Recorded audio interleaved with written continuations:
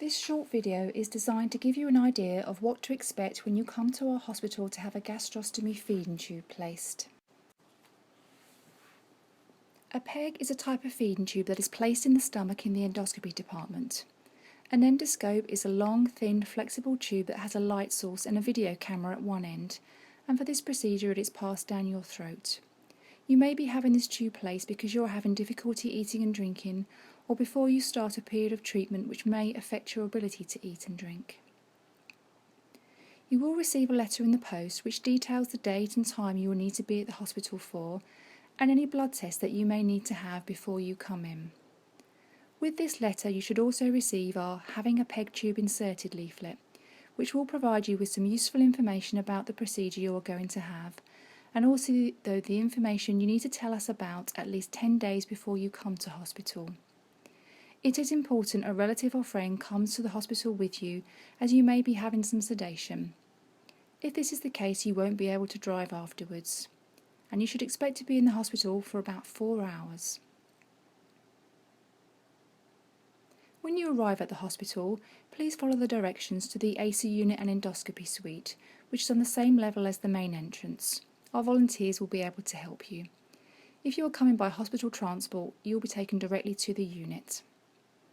Once you arrive at AC unit, let the reception staff know that you've arrived, and then you'll be either asked to take a seat or you'll be taken through to the ward area.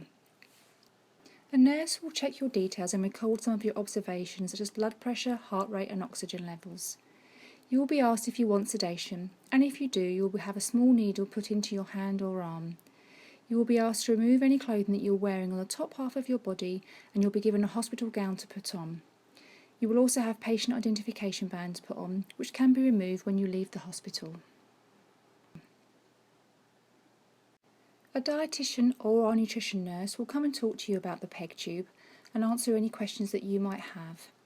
They may weigh you and ask you some questions about your diet and how you are currently managing with eating and drinking.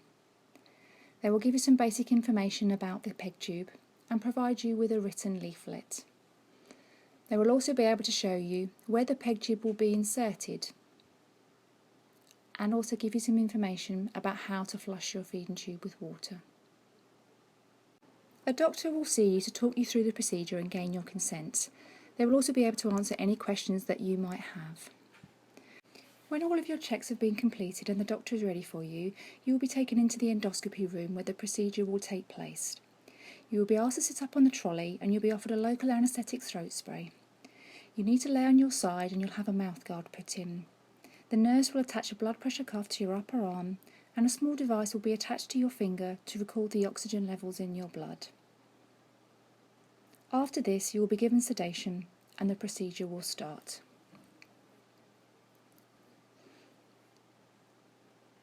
You will be monitored in the endoscopy unit for about 4 hours once you've had your feeding tube placed. During this time, the nursing staff will continue to record observations such as blood pressure and your temperature.